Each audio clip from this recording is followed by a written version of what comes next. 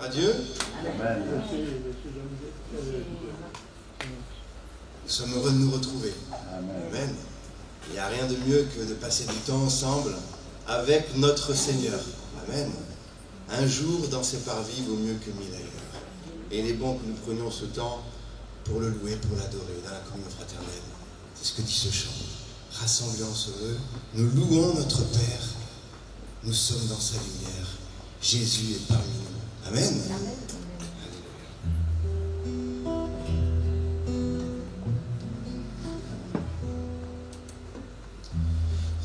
Rassemblés en ce lieu, nous louons notre Père. Amen.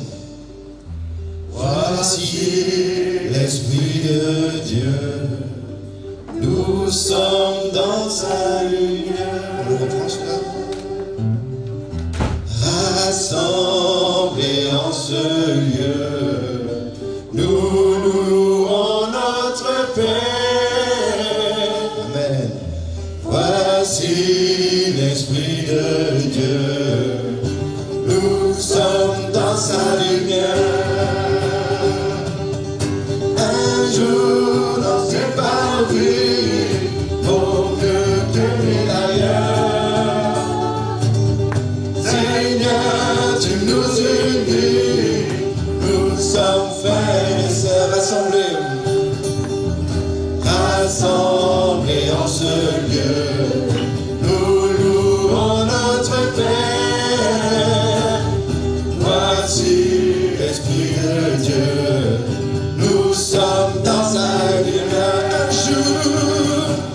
Un jour, tes parvis vaut mieux que 1000 ailleurs. Seigneur, tu nous unis, nous sommes frères et sœurs. Jésus est parmi nous. Jésus est parmi nous. L'abri de notre Père. Son regard est si doux, sa joie remplit nos cœurs. Un jour dans tes parvis, vaut mieux que 1000 ailleurs. Seigneur, tu nous unis, nous sommes frères et sœurs. Bientôt nous partirons, nous serons unis. Sans fin nous le verrons, nous louerons Jésus. Un jour, tes parvis vaut mieux que 1000 ailleurs. Seigneur, tu nous unis, nous sommes frères et sœurs. Un jour dans tes parvis vaut mieux que 1000 ailleurs. Seigneur, tu nous unis, nous sommes frères et sœurs. Un jour tes parvis, un jour dans tes parvis, vaut mieux que 1000 ailleurs. Seigneur, tu nous unis, nous sommes frères et sœurs. Nous sommes frères et sœurs. Nous sommes frères et sœurs. Alléluia. Je te chanterai toute ma vie.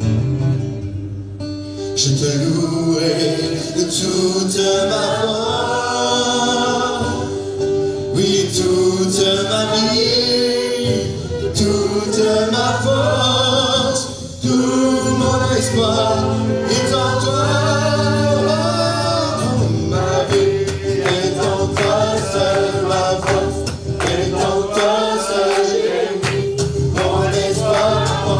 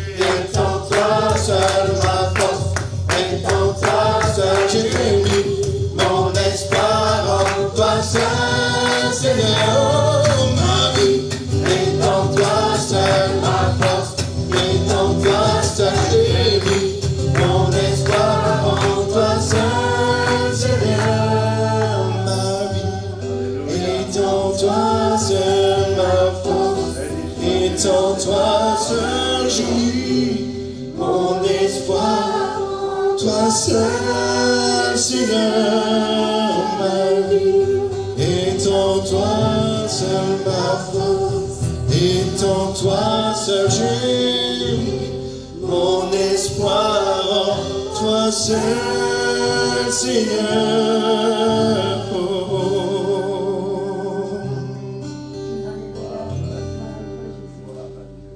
Je me réjouis dans le nom du Seigneur. Je célébrerai le nom du Seigneur. Je célébrerai le nom du Seigneur.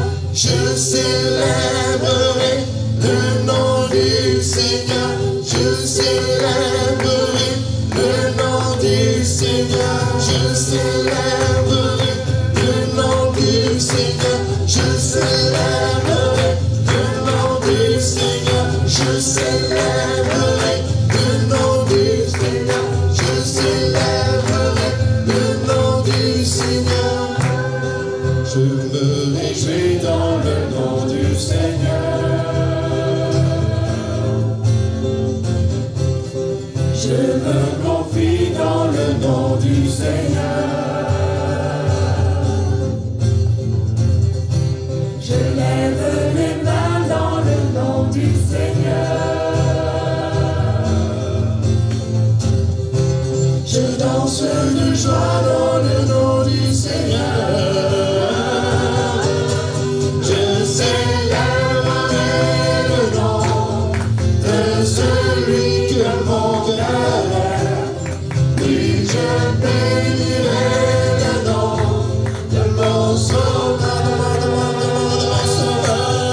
Je célébrerai le nom de celui que mon cœur aime. Je bénirai le nom du Seigneur. Je célébrerai le nom de celui que mon cœur aime. Oui, je bénirai le nom de mon sauveur, de mon sauveur. Je célébrerai le nom de celui que mon cœur aime. Oui, je bénirai le nom du Seigneur. Oh, je célébrerai le nom du Seigneur. Je célébrerai le nom du Seigneur. Je célébrerai le nom du Seigneur. Je célébrerai le nom du Seigneur. Je célébrerai le nom du Seigneur. Je célébrerai le nom du Seigneur. Amen. Jésus. Le psaume 28 de David. Béni soit l'Éternel, car il exauce la voix de mes supplications.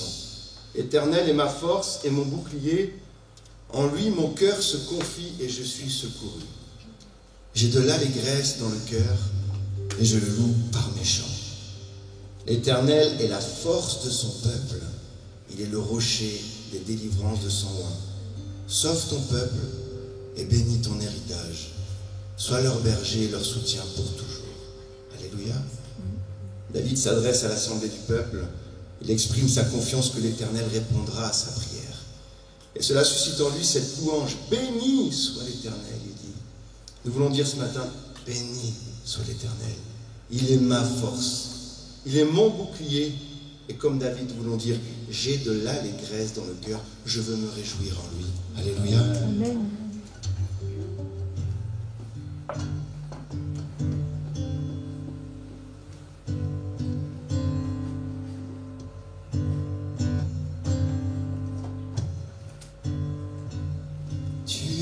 Ma force incomparable,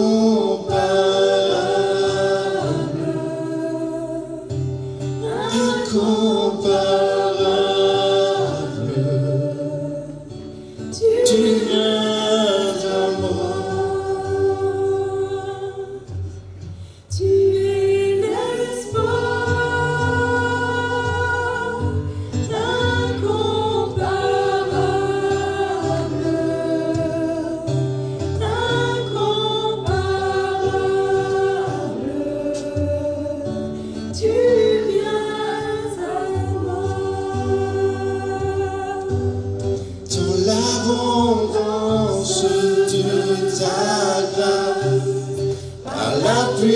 puissance de ton nom, tu me lèves,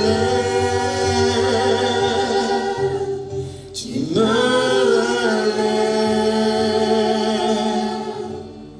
amour divin, inébranlable, intarissable, tu viens à moi. dans l'abondance de ta grâce, par la puissance de ton nom, tu me lèves, tu me lèves, tu es ma force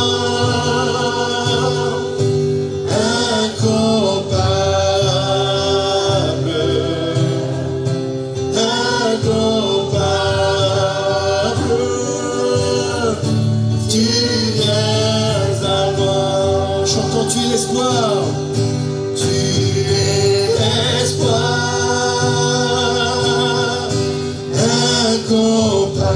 incomparable, incomparable, tu viens à moi dans l'abondance de ta grâce, par la puissance de ton nom, tu me relèves, tu me lèves, tu me lèves, amour divin,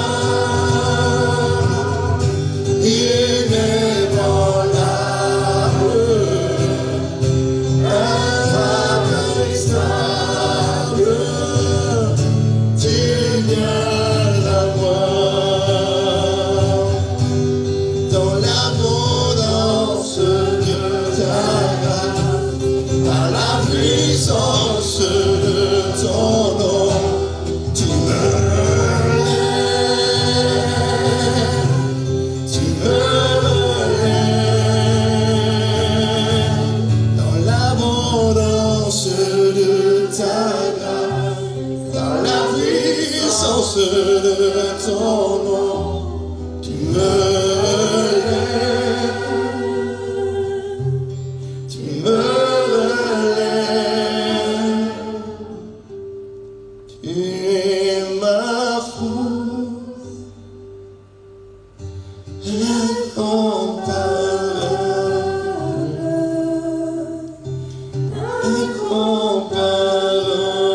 incomparable,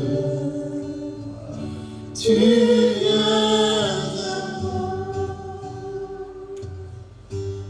tu es l'espoir incomparable,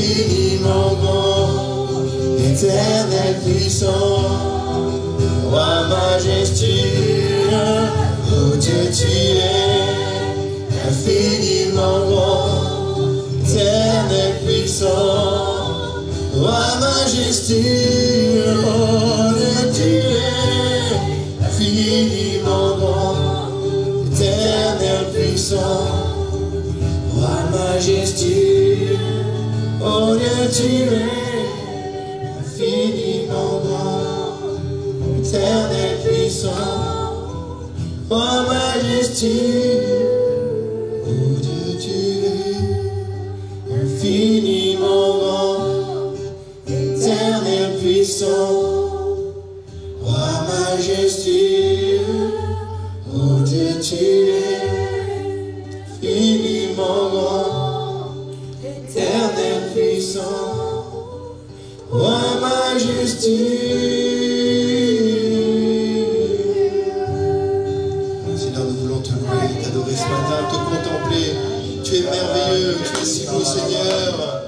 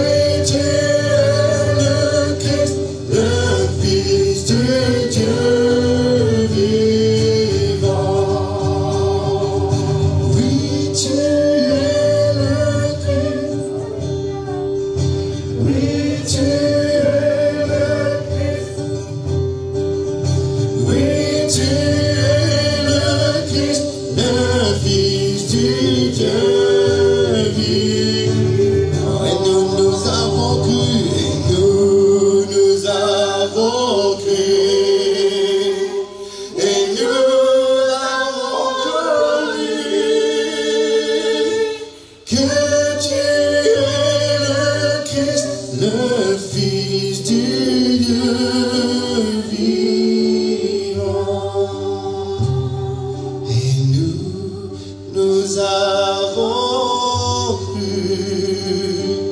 et nous n'avons connu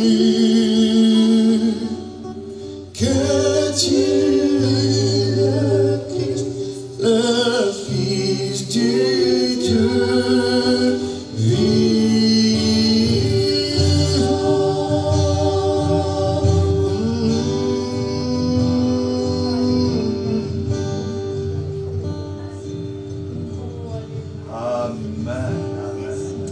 Alléluia. C'est bon de confesser, oui, tu es le Christ. Tu es le Christ. Celui qui est oint. Celui qui est venu pour nous sauver. Nous sommes vraiment heureux de confesser la victoire de notre grand roi. Je vous ferai tout à l'heure des annonces, mais tout de suite nous allons ouvrir et méditer la bonne parole de Dieu. Un court texte pour commencer dans la 3e épître de Jean au verset 1er. 3e épître de Jean, le verset 1.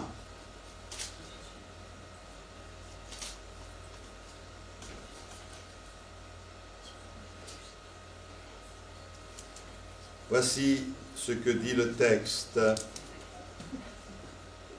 L'ancien à Gaius, le bien-aimé que j'aime dans la vérité. Bien-aimé, je souhaite que tu prospères à tous égards et sois en bonne santé, comme prospère l'état de ton âme. Amen. Il y a un verbe qui est répété 2 fois, et ce verbe c'est prospérer. Alors, je pourrais dire que aujourd'hui, il y a prospérité et prospérité. Il y a prospérité selon Dieu et prospérité selon les hommes. D'où une doctrine qui circule abondamment, la doctrine de la prospérité, doctrine à laquelle beaucoup sont attachés.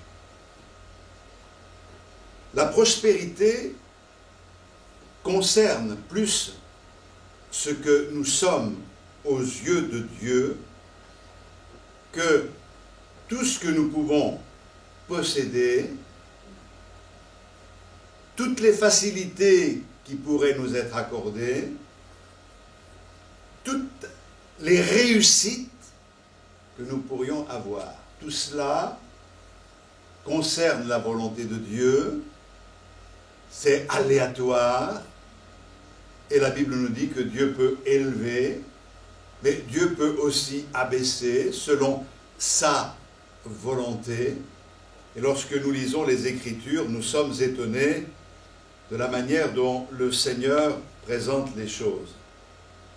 La prospérité, selon Dieu, est compatible avec de grandes épreuves, avec des situations compliquées, et ce qui marque la prospérité véritable lorsque quelqu'un traverse la difficulté et l'épreuve, c'est la manière dont il gère ce qu'il est en train de vivre, afin que la joie du salut ne soit pas entamée, mais qu'il continue à célébrer son roi en toutes circonstances.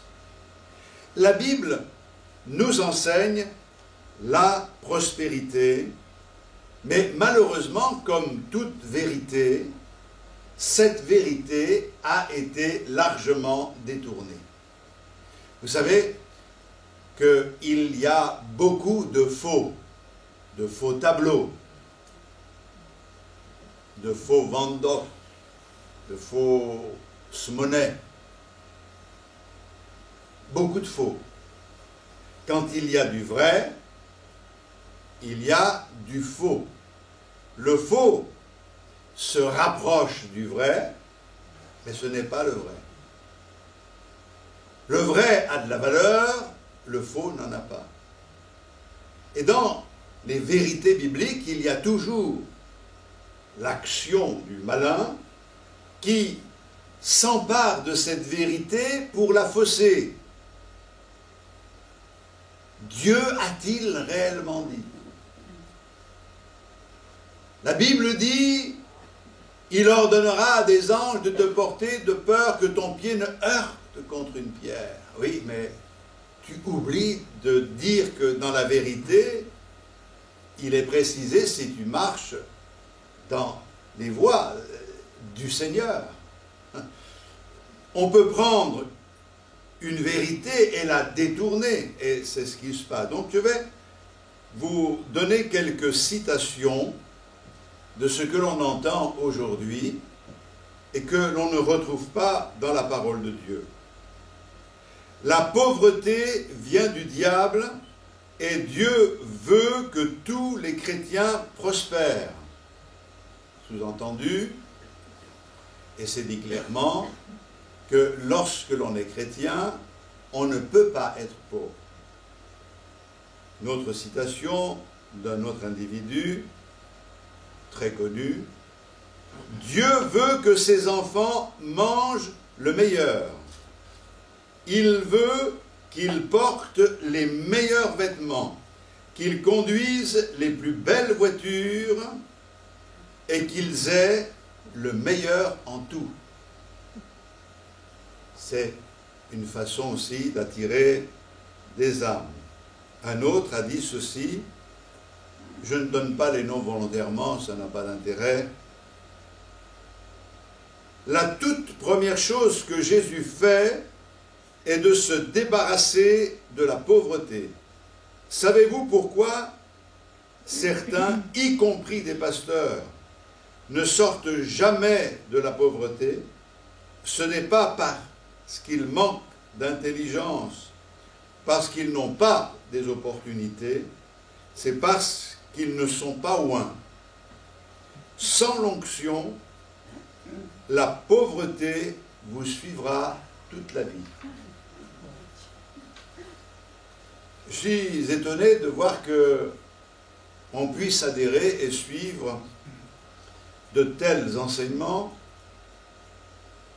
surtout quand on voit l'exemple que Jésus lui-même nous a donné. Les situations que nous venons de voir illustrent ces faux enseignements sur la prospérité. Ils sont empreints d'égoïsme et d'égocentrisme. Une des choses les plus mondaines, une des choses les plus égocentriques est de considérer que celui qui possède beaucoup est plus aimé que celui qui possède moins. Ils y voient l'approbation de Dieu. Quand même, Dieu le bénit. Ils sont plus loin, plus aimés de Dieu, plus bénis de Dieu. Alors, quand on regarde dans ce monde, il y a une minorité qui possède plus, et c'est quelques-uns, que toute la majorité, et ça voudrait dire, si je suis ce raisonnement, que Dieu les oint, Dieu les bénit. Or, quand on connaît leur vie, on comprend qu'ils sont loin des vérités de la parole de Dieu. La doctrine de la prospérité est enseignée dans la parole de Dieu, mais telle enseignée par certains considèrent que l'argent est l'équivalent, le matériel est l'équivalent de la prospérité de Dieu. Or, on va essayer de comprendre que ce n'est pas le cas. On a lu au moment de la Sainte Seine un texte où Jésus se présente comme étant la porte des brebis, et au chapitre 10 de l'évangile de Jean, au verset 10, Jésus déclare « je suis venu afin que mes brebis aient la vie et qu'elles soient dans l'abondance, ou qu'elles aient la vie abondante, qu'elles soient prospères. Et la vie abondante, c'est la vie éternelle que le Seigneur nous accorde et qui nous permet de nous développer, de grandir, de croître dans les choses de Dieu. Jésus ne parlait pas en disant « mes brebis, qu'elles soient dans l'abondance de biens matériels ». Il ne parlait pas de réussite aux yeux des hommes. Il ne parlait pas de cet aspect visible des choses. Il parlait de quelque chose de beaucoup plus profond. La vie éternelle, ce n'est pas non plus la vie que nous aurons lorsque nous allons mourir. Celui qui croit en moi a la vie éternelle. Et cette vie nous est communiquée pour que nous puissions être vainqueurs en toutes choses. À Dieu soit toute la gloire. Un jour, un chrétien, un homme, rencontrait un pasteur éthiopien vivant dans une grande pauvreté. Et s'entretenant avec ce pasteur, il a commis l'erreur de lui témoigner de la sympathie, mais mêlée de pitié. Et il lui a dit ceci: frère, vous savez, nous prions beaucoup pour vous, parce que vous êtes dans une grande pauvreté. Et combien ça doit être difficile pour vous. Alors, nous prions pour vous, pour que Dieu vous soutienne, pour que vous teniez bon, pour que vous soyez vainqueurs. Cet homme, sage et humble, s'est tourné vers ce frère et lui a dit: non, tu ne comprends pas, frère. C'est nous qui prions pour vous. Parce que nous comprenons qu'il est beaucoup plus difficile de vivre notre vie selon les exigences de Dieu, en étant dans la prospérité, qu'en étant dans la pauvreté. Ce frère a eu la bouche fermée, il a été confondu, parce que tout simplement, il venait de réaliser que ce pasteur éthiopien n'avait pas besoin de sa pitié. Il était fidèle à Dieu, parce qu'en lui, il y avait quelque chose de plus grand que toutes les circonstances qu'il pouvait traverser. Vous savez, la prospérité, quand on prospère, c'est un grand professeur, mais l'adversité est un plus grand professeur encore. Vous savez, quelqu'un a dit, la possession des choses dorlote l'esprit, la privation de ces choses entraîne notre esprit et le fortifie. Et je crois que c'est une vérité. La prospérité, selon certains, ne contribue qu'à culpabiliser ceux qui traversent l'épreuve et qui vivent dans des difficultés, ayant du mal à s'épanouir matériellement, et ou en étant dans l'épreuve et en combattant, en luttant contre les attaques de l'adversaire. Je vais vous dire ceci ce matin. La majeure partie des croyants à travers le monde vit dans la pauvreté. La majeure partie des croyants véritables dans le monde vit dans l'épreuve. La majeure partie des croyants authentiques est persécutée. Et certains même sont martyrisés à cause de leur foi.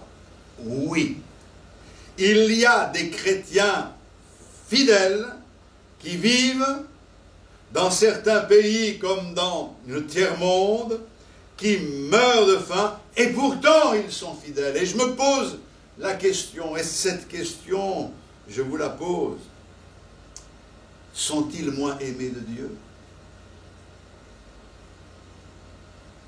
Sont-ils moins loin que nous?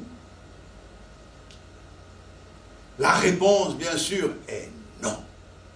Car nous avons beaucoup à apprendre de ces frères et de ces sœurs. Mais quelquefois, on a eu l'occasion de les rencontrer. Ils ont une foi accomplie, une joie ineffable. Ils se réjouissent en n'ayant rien. Mais quelle est la source de leur joie? Elle est ailleurs que dans ce qui est visible et matériel. C'est pour cette raison qu'ils sont pour nous un encouragement. Lorsque Jésus parle de vie abondante, il ne parle pas d'abondance matérielle, mais il parle de cette abondance de vie qu'il nous communique et qui nous permet de fleurir. Il ne parle pas de réussite au regard du monde et des hommes. Il nous parle d'autre chose, non pas que parce que tu ne réussis pas et parce que tu es pauvre, Dieu t'approuve. Mais la réussite et la richesse selon Dieu n'a rien à voir avec l'extérieur, avec l'apparence. Et bien des hommes de Dieu nous en donnent le témoignage. Alors, de quel type d'abondance Jésus parlait-il? C'est quoi la prospérité exactement? Je crois que la prospérité est définie comme un état accompli, un état florissant.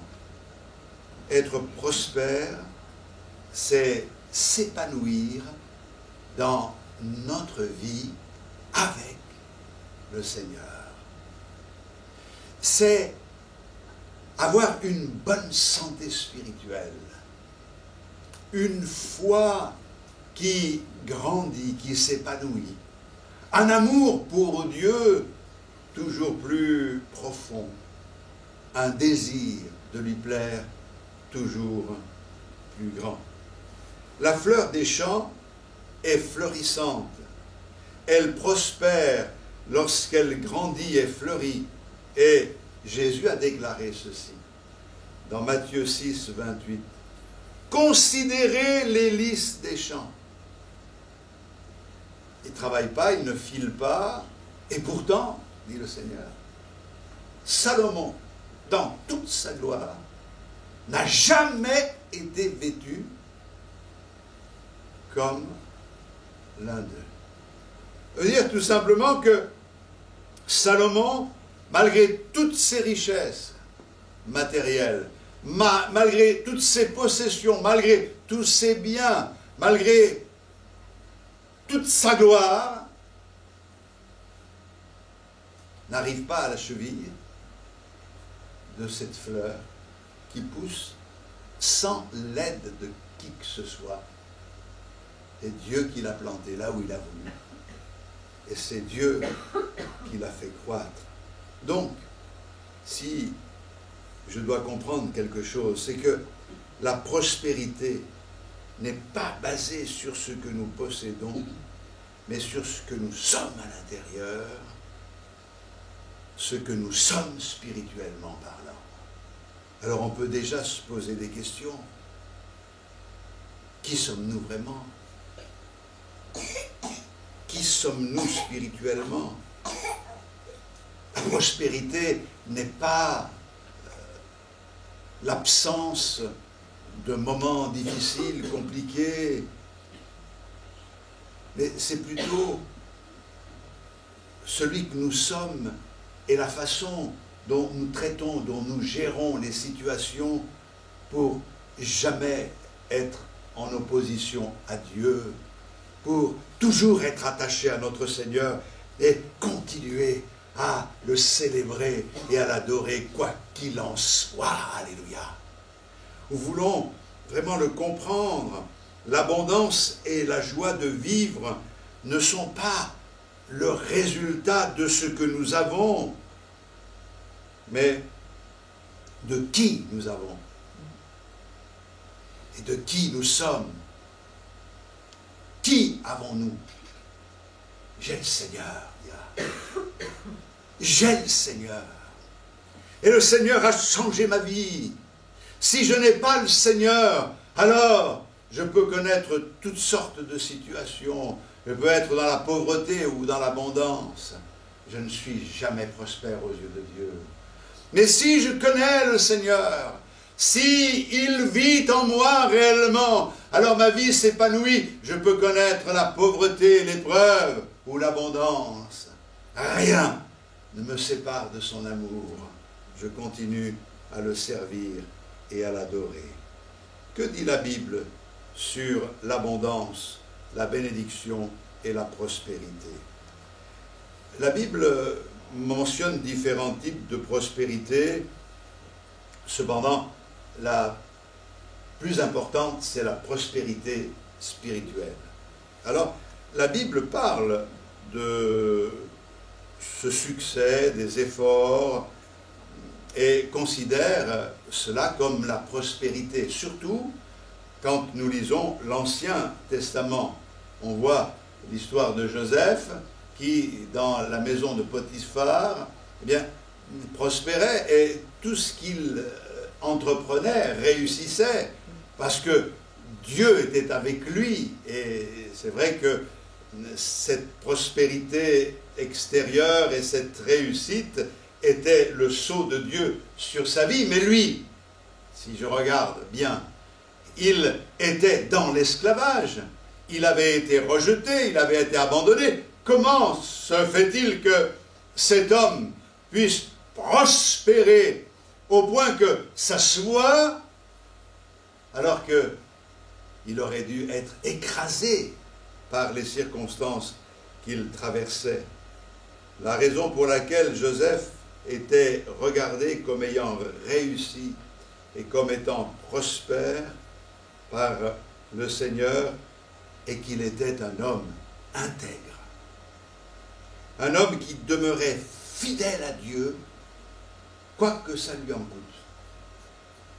Ça, c'est pas évident. Et quand je le dis, je dis c'est pas évident. Parce que rester fidèle à Dieu, quoi qu'il en coûte, on l'a entendu, vous savez, le quoi qu'il en coûte, ça coûte cher, hein? Mais quoi qu'il en coûte, sommes-nous prêts au quoi qu'il en coûte? On le dit, on le déclare, et moi-même, à plusieurs occasions, je l'ai déclaré, mais le déclarer, c'est une chose, le vivre en est une autre. Tant que notre cœur est pur devant Dieu et que nous cherchons à le servir et à l'élever, lui, nous sommes considérés comme prospères aux yeux de Dieu. Mais si nous perdons de vue cette réalité, alors nous commençons à décroisser, même si les apparences montrent le contraire. Et la Bible nous dit, Paul le dit aux Colossiens, chapitre 1er, « Quoi que vous fassiez en parole et en œuvre, faites tout au nom du Seigneur Jésus. » Alléluia. Si je lis dans Josué, au chapitre 1er, le verset 7, voici ce que dit le Seigneur.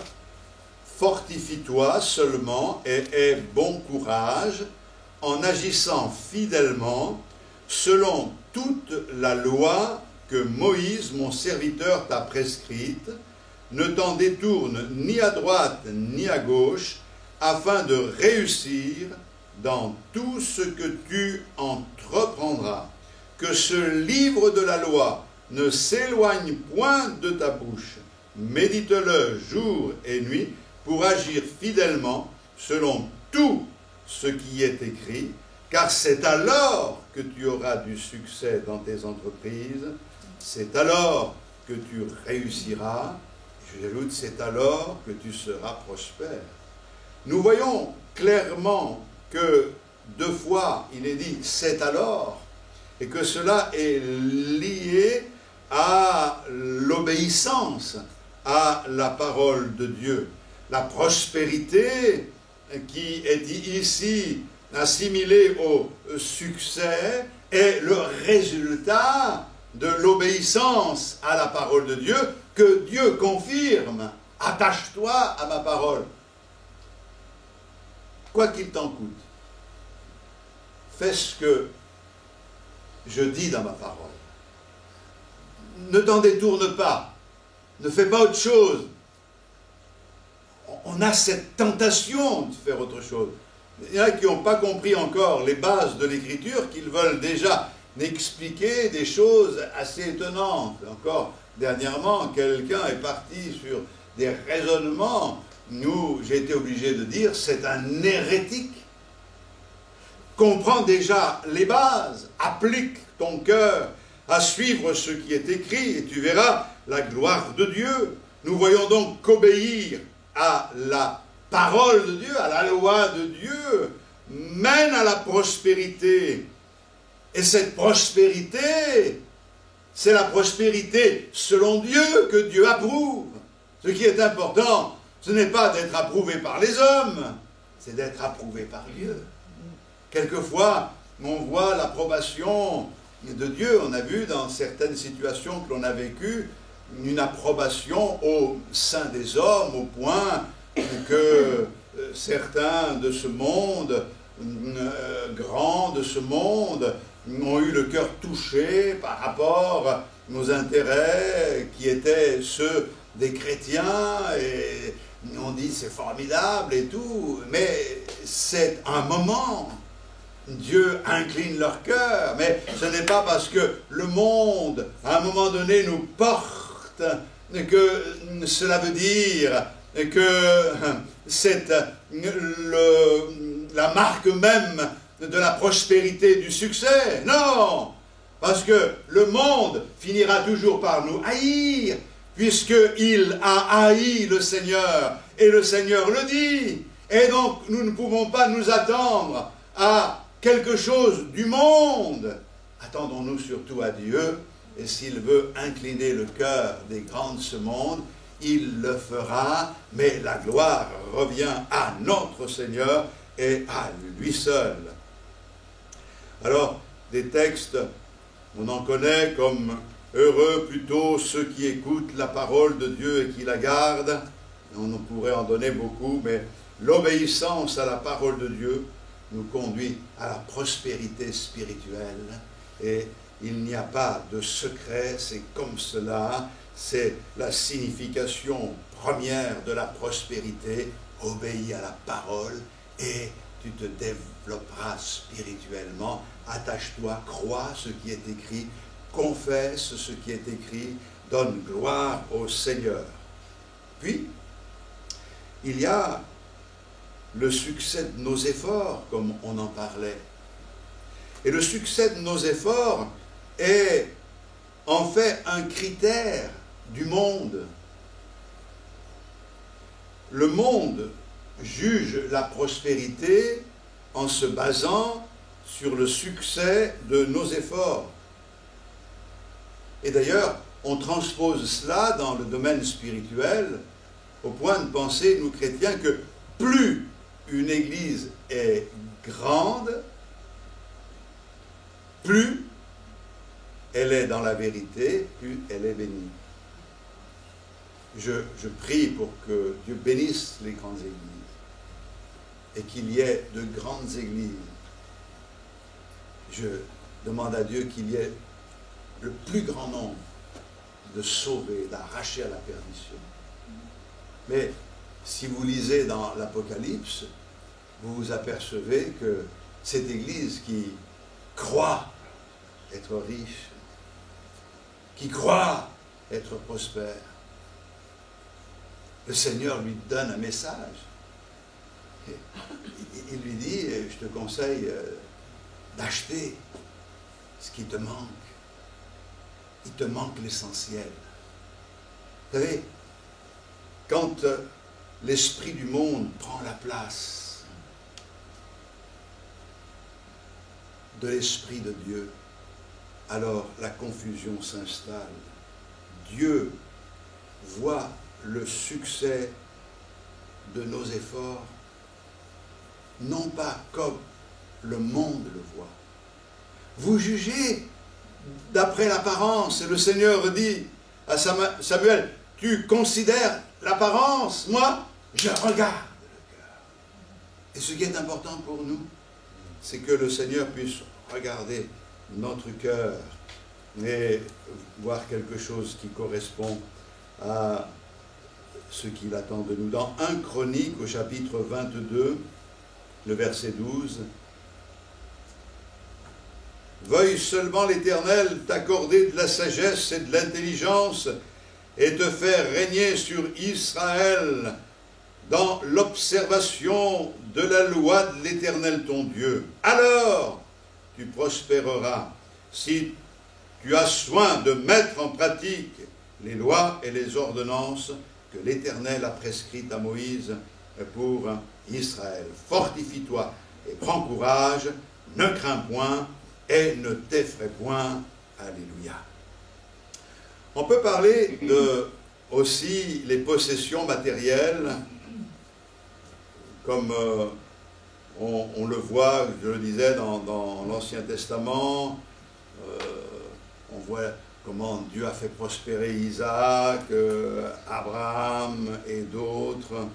Des bénédictions extraordinaires leur ont été accordées et souvent certains prédicateurs prennent ces textes pour montrer que, voyez-vous, Abraham a été prospère, regardez toutes les richesses, Isaac, combien Dieu l'a béni, etc., etc. Ils oublient tout le reste. Ce n'est pas parce que une personne a été choisie pour pouvoir mettre en place quelque chose de glorieux, que toutes les personnes bénéficiaient du même privilège. La Bible parle des biens d'ici-bas comme étant des richesses injustes. Et vraiment, il faut qu'on le sache, nous ne sommes pas à plaindre par rapport à certains de nos frères et de nos sœurs qui vivent dans des situations très, très compliquées. Je crois que si la prospérité, c'est de nous faire prospérer matériellement parlant, alors il y a des pays qui sont privilégiés et il y a une injustice quelque part. La richesse, selon Dieu, n'est pas matérielle. Et je me suis retrouvé à prêcher l'évangile dans la brousse. Il y avait quelques huttes en terre avec des toits de chaume. Des gens cuisinaient à même le sol. Mais je peux vous dire, mes frères et sœurs, qu'il y avait dans leur cœur un enthousiasme, une joie, une foi extraordinaire. Et quand ils me demandaient de prier pour eux, j'avais envie de leur dire, s'il vous plaît, priez pour moi. Pour cette raison qu'il faut le souligner. Si je prends l'exemple de Job, matériellement parlant, Job était prospère. Il possédait des troupeaux, des biens. Et à un moment donné, Satan lui a tout enlevé. Même au-delà de ces choses matérielles, touchant à sa famille, touchant à sa santé. Et ça s'est passé sous le regard de Dieu, sous le contrôle du Seigneur. Dieu a permis que la chose se fasse, mais ce que nous pouvons voir, c'est que quand Job s'est retrouvé démuni, comme abandonné, ne comprenant plus rien à ce qui se passait, bien quand il s'est retrouvé dans cet état, il a encore levé les yeux et il a continué à glorifier Dieu. L'Éternel a donné, l'Éternel a ôté, que le nom de l'Éternel soit béni. Quand il donne, il est béni. Quand il ôte, il est béni. C'est lui qui est Dieu. Je sais que mon Rédempteur est vivant. C'est lui qui se lèvera, le dernier sur la terre. Alléluia. Je voudrais aussi dire que les persécutions religieuses sont considérées comme une prospérité. Vous savez, souvent les choses ne se passent pas comme on le pense. On imaginait que ça se passerait comme ça, et ça ne se passe pas comme ça. Il suffit quelquefois d'un grain de sable dans les rouages, et puis la machine se dérègle, et on se retrouve là, dans le bas-côté, on se retrouve dans une situation particulièrement difficile.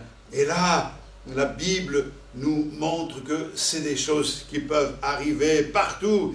Ici-bas, il y a des chrétiens qui subissent des persécutions, et je ne serais pas arrogant au point de penser qu'ils n'ont pas la foi autant que nous, ils n'ont pas la foi comme nous, ou Dieu ne les aime pas autant que nous. Oh, que Dieu nous garde de cette forme d'orgueil, que nous réalisions qu'ils ont certainement des leçons à nous apprendre, parce que les persécutions, nous les subissons, nous, d'une autre manière, et quelquefois, elles sont difficiles à vivre.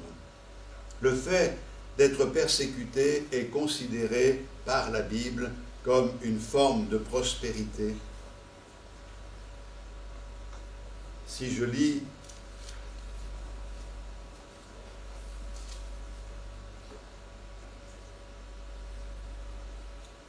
par exemple dans 1 Pierre 4 et 14, mais d'abord je vais lire dans l'évangile de Luc au chapitre 6, le verset 22. Heureux serez-vous lorsque les hommes vous haïront, lorsqu'on vous chassera, vous outragera, et qu'on rejettera votre nom comme infâme à cause du Fils de l'homme. Réjouissez-vous en ce jour-là et tressaillez d'allégresse, parce que votre récompense sera grande dans le ciel, car c'est ainsi que leur Père traitait les prophètes. Malheur à vous, riches, car vous avez votre consolation. Malheur à vous qui êtes rassasiés, car vous aurez faim. Malheur à vous qui riez maintenant, car vous serez dans le deuil et dans les larmes. Moi, quand je lis ce texte, on vous rejettera votre nom comme infâme à cause du Fils de l'homme, qu'il est dit, réjouissez-vous en ce jour-là et tressaillez d'allégresse. Seigneur, j'ai besoin de prospérer. J'ai besoin de prospérer. J'ai besoin de faire des progrès avec toi. 1 Pierre 4, 14, si vous êtes outragés pour le nom de Christ, vous êtes heureux, parce que l'Esprit de gloire, l'Esprit de Dieu repose sur vous.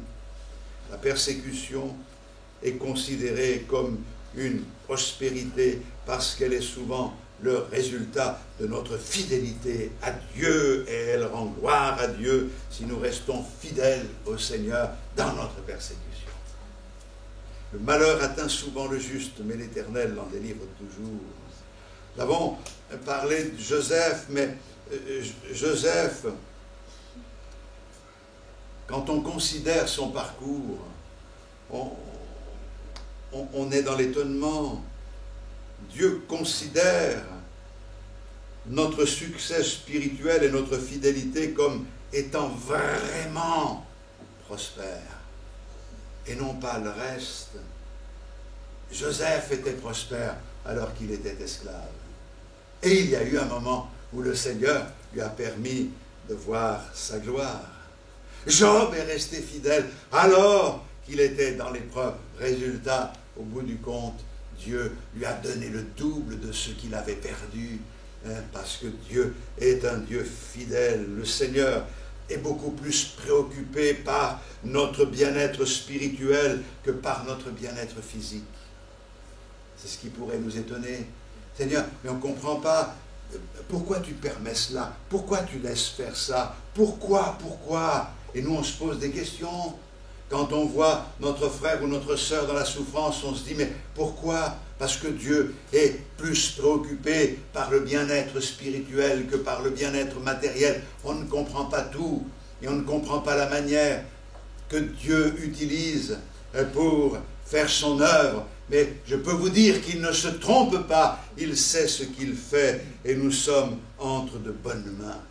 Vous savez, quand on est obligé d'être entre les mains des hommes, peut-être parce qu'on doit passer par une opération et qu'on entend quelqu'un qui connaît le contexte et qui dit « oui, ben là, vous êtes entre de bonnes mains », ça rassure d'avoir un chirurgien qui sait faire ce qu'il a à faire. Plus que si c'était un débutant, non?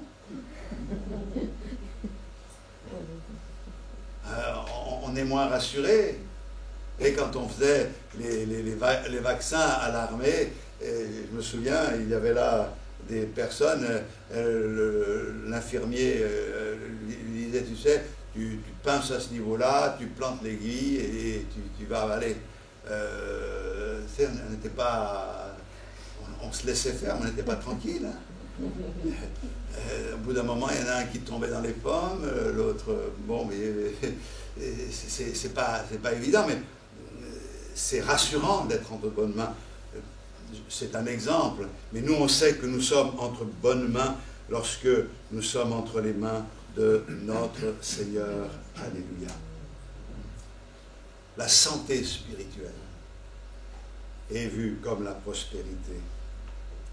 Je souhaite, nous l'avons lu, que tu prospères à tous égards et sois en bonne santé comme prospère l'état de ton âme. Souvenez-vous de Pierre. Je n'ai ni argent ni or, mais ce que j'ai, je te le donne. Au nom de Jésus de Nazareth, lève-toi et marche. Il n'avait rien. Il ne pouvait pas lui donner à ce mendiant un peu d'argent. Mais il lui a donné autre chose. La guérison. Et regardez-le, cet homme maintenant. Il se lève, il loue Dieu en sautant. Il danse, il célèbre Dieu parce qu'il vient d'expérimenter la délivrance de la part du Seigneur. Alléluia. La Bible nous dit que Jésus, bien qu'il fût riche, n'a pas hésité à devenir pauvre pour que nous, qui étions pauvres, nous soyons enrichis. Mais de quelle richesse parle le Seigneur? Là encore, les choses sont très précises. Il parle de la richesse du salut et de cette vie abondante en nous. Qu'il est doux, psaume 133, agréable pour des frères de demeurer ensemble. Et puis il est dit, c'est là que le Seigneur envoie la bénédiction, la vie pour l'éternité, ou la vie pour toujours. Finalement, la prospérité, c'est quoi? C'est avoir cette vie pour toujours. Cette vie abondante qui se développe. Paul disait, je veux gagner Christ et la puissance de sa résurrection. Alors, prospérons-nous dans notre vie spirituelle. Et puis, on pourrait parler du fruit également. Vous savez, on considère le fruit comme la marque de la prospérité. Mais là encore, il ne faut pas se tromper. De quel fruit parlons-nous? Je crois que le fruit premier, c'est le fruit de l'esprit. Galates 5, 22. Et puis, c'est important aussi, c'est de tout mettre en œuvre pour gagner des âmes au Sauveur. On n'est pas là, nous, Église, pour aller pêcher dans l'aquarium des autres. On veut répandre la bonne nouvelle pour que des âmes qui ont besoin du salut viennent à Jésus-Christ et soient confondues et soient délivrées, et que la puissance de Dieu se manifeste dans leur vie d'une manière exceptionnelle. Et le Seigneur dit, tout sarment qui est en moi porte du fruit, mais tout sarment en moi qui ne porte pas de fruit, il le retranche. Nous voulons que la vie du Seigneur passe en nous pour porter du fruit. Parce que si Apollos a arrosé, que Paul a planté, c'est quand même Dieu qui fait croître. Et c'est à lui que revient l'honneur et la gloire, aujourd'hui et pour toujours. Alléluia. Alors, la plus grande des choses, la plus importante ce matin pour être prospère, c'est de chercher Dieu. C'est de chercher le Seigneur. Cherchez-le pendant qu'il se trouve. Invoquez-le tandis qu'il est prêt. Attachons-nous au Seigneur.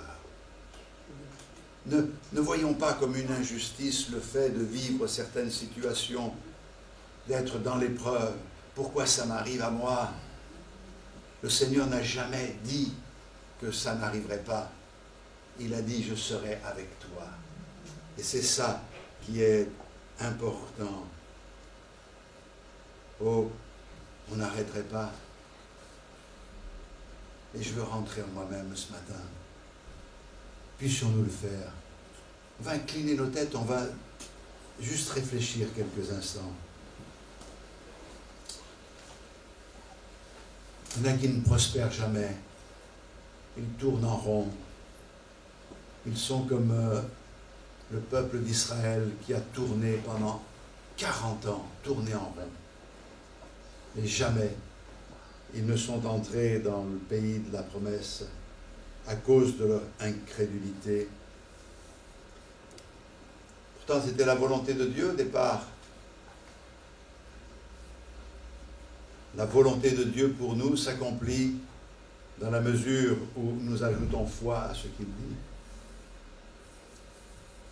Et la prospérité n'a d'effet dans notre vie que si nous nous attachons à ce que Dieu dit et si nous laissons le Seigneur régner dans nos cœurs.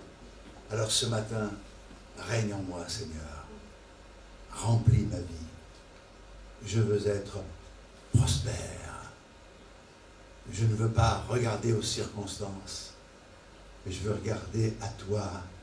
Et permets-moi de tressaillir de joie et de donner gloire à ton nom dans cette matinée. Confesse la victoire. Je confesse la victoire, Seigneur, sur mon mari, sur ma femme, sur mes enfants, sur mes parents. Je confesse ta victoire sur ma propre vie. Je confesse ta victoire, Seigneur.